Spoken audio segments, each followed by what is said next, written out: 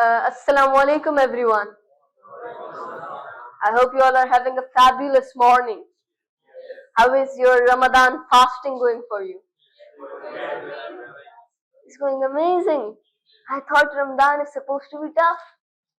I am hungry, even though sometimes I don't keep fasting. Okay, it's a little small. That's understandable. It's also cold, so it's not really that hot. So understandable. Okay, so since you guys are quite a bit more mature and quite a bit more understanding in the other classes, I'm going to be talking about something a little more depthful today. I'm going to be talking about time management and discipline. I spoke about the importance of communication skills, of English language, of all of these things. But for you people, I believe it's more important to understand that when you are learning these things, how do you manage that? Let me give you my example. As a person who is juggling so many jobs as an English language instructor, as a journalist, as a writer, and as so much more, it's no easy job for me. And right now I'm a bit more free because of the fact that it's Ramadan. In normal days I'm studying 24/7. It's not like I'm free at all. So how do I manage to juggle all of these tasks? How can you do the same? And how can you build proficiency in your daily routine or in your daily tasks? First of all, the important point is what is discipline and what is time management? Discipline is not just about doing a thing punctually. It's about doing a thing with such precision each time. When you are doing a task, it doesn't matter that you're doing it every day. It matters that you're doing it with better precision than the last time. You understand what I'm saying? Exactly. So it is the task that you do every single day and you do it with punctuality. That is, when you do that task, you do that task with punctuality, and that is what we call discipline. And that is the basics of discipline. And then there is time management. Time management is that when you take these multiple different quarters or multiple different parts of your whole day and fill them into slots of your work. By slots, I mean there will be times where you have to write something. So you find time for that. There will be times where you have some kind of article to read. There will be times you have a class to take. You have some friends over. You have your family time, etc., etc. So all of these things, managing these is what time management is. Now, how do we converge the both of them? It's very easy. First of all, discipline, as you all know, is the main foundation in anything. The more punctual you are, the more workaholic you are, and the more time you give that job, the more you will be able to work better and the more you will be better at that whole task as a whole. As they say, practice makes a man perfect. So instead of working yourself to the bone on one day and just giving up and just resting for the rest of the 6 days, instead of that, you should do something more like working all these 7 days less. You don't need to work as much. You can do less work.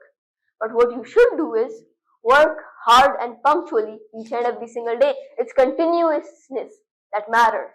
The more continuous you are, the more continuity you have in your work, the more you'll be able to understand and the more you'll be able to work harder. The better you'll be at the job. Precision, as I said, precision can be achieved with experience and with doing the task again and again. When you're making a pot 50 times, you'll be able to learn how to make it.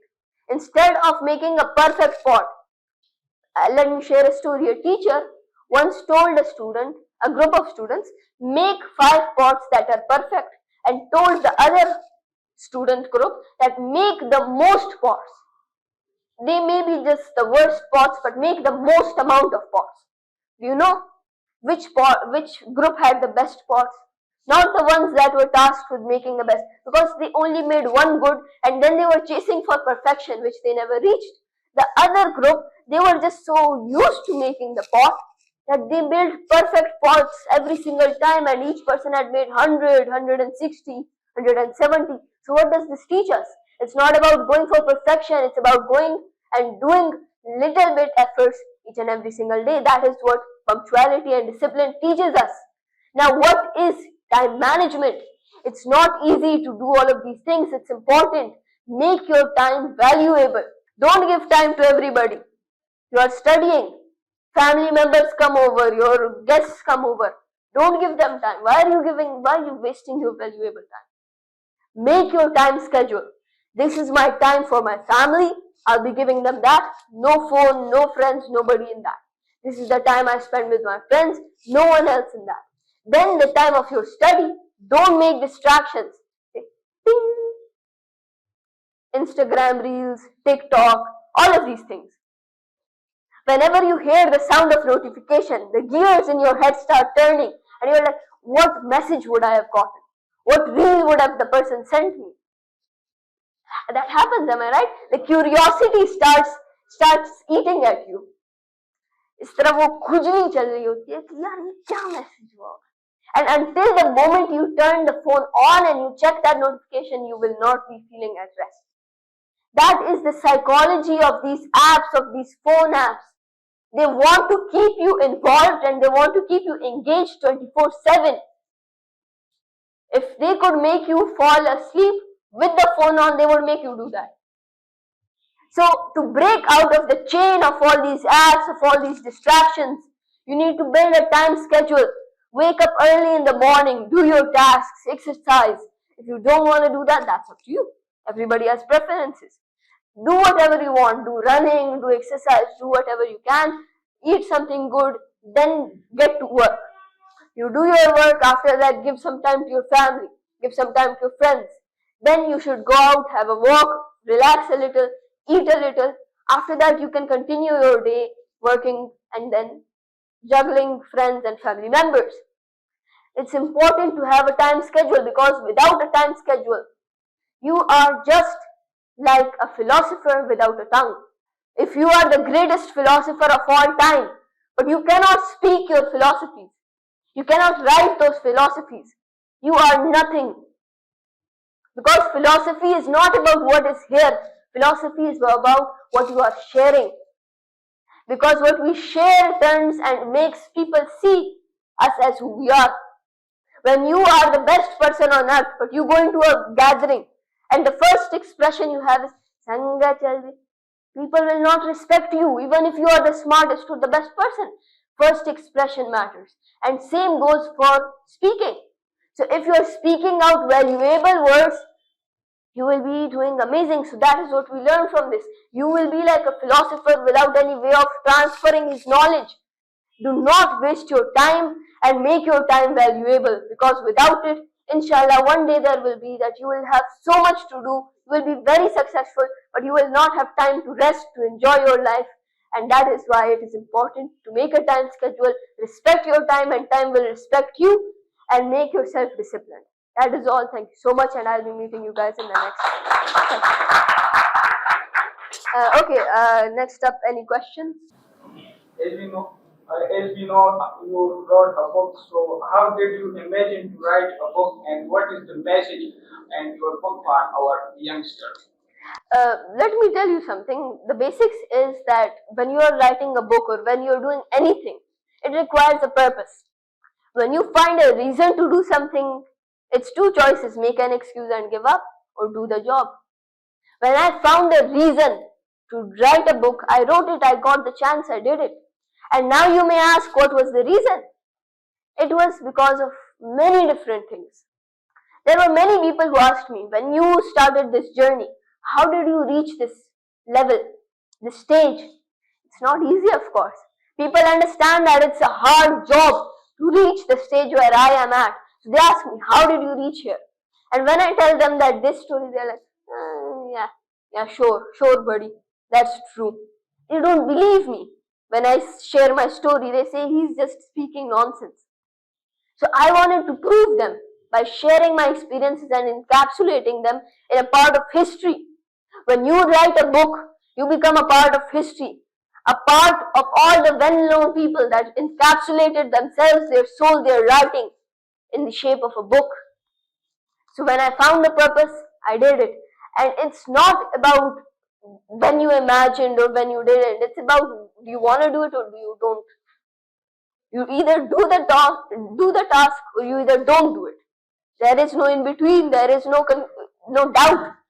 Lama Iqbal says, when you make a decision, stand on that decision. Do not go stray from that decision, because it's important to not be in the in-between. Make a decision left or right. It's up to you. Next question. Thanks for coming here. And I have a question that, and you know that we are having two types of theories like optimism and pessimism. Optimism are people who are, optimistic people, they are successful. But what about the pessimistic people?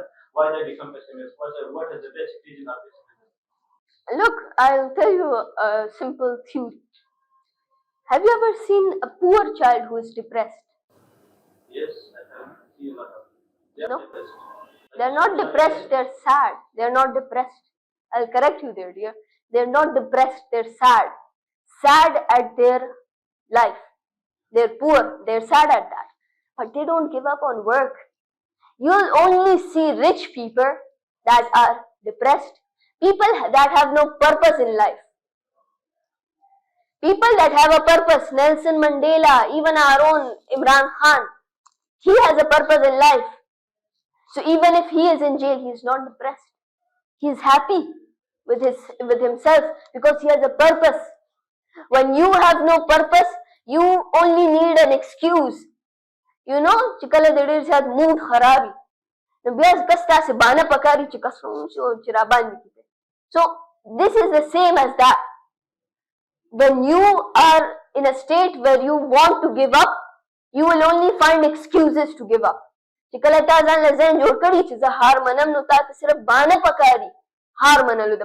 same goes if you have a purpose, if you have something that you want to achieve in life, you will never be depressed. You will always stay optimistic. Yes, not always. You can't be always optimistic. You will have ups and downs. You will feel sad. You will feel sorrow. You will feel down at times.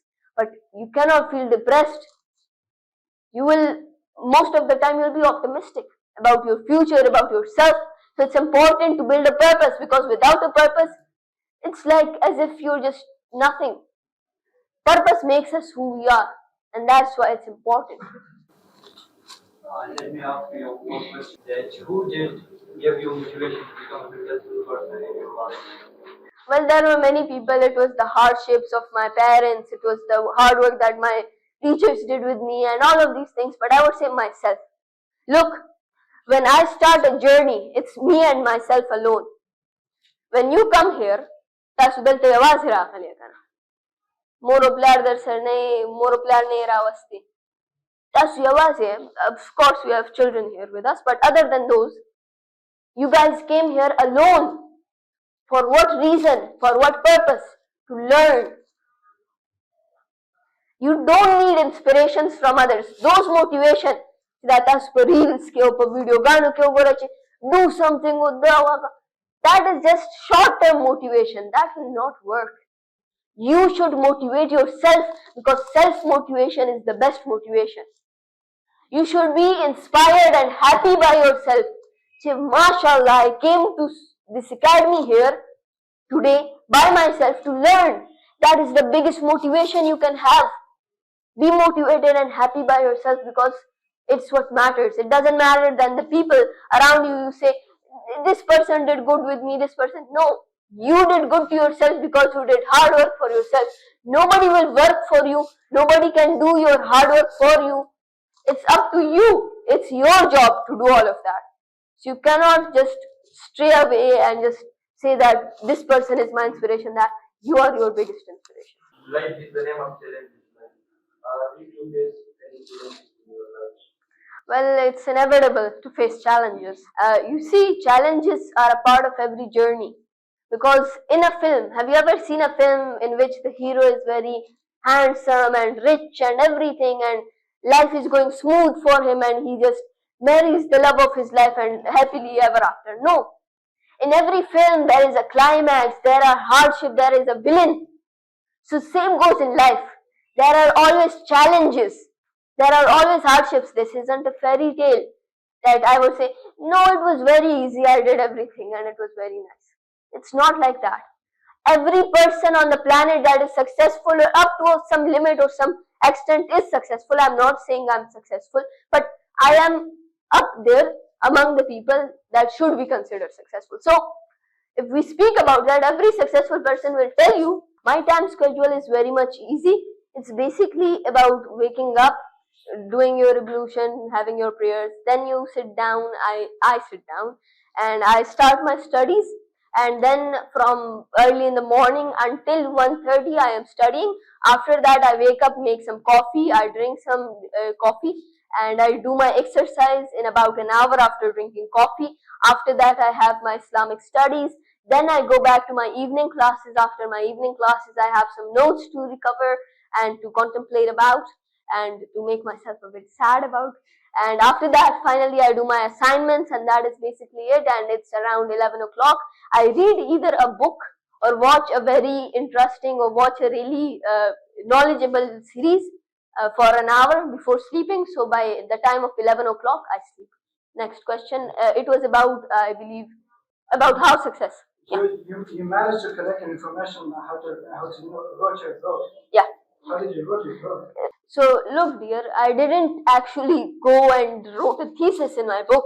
What I wrote was my story, and my story is my experience, and my experience is in me. I don't require to recollect different kind of memories or shards of memories. No, you know yourself best.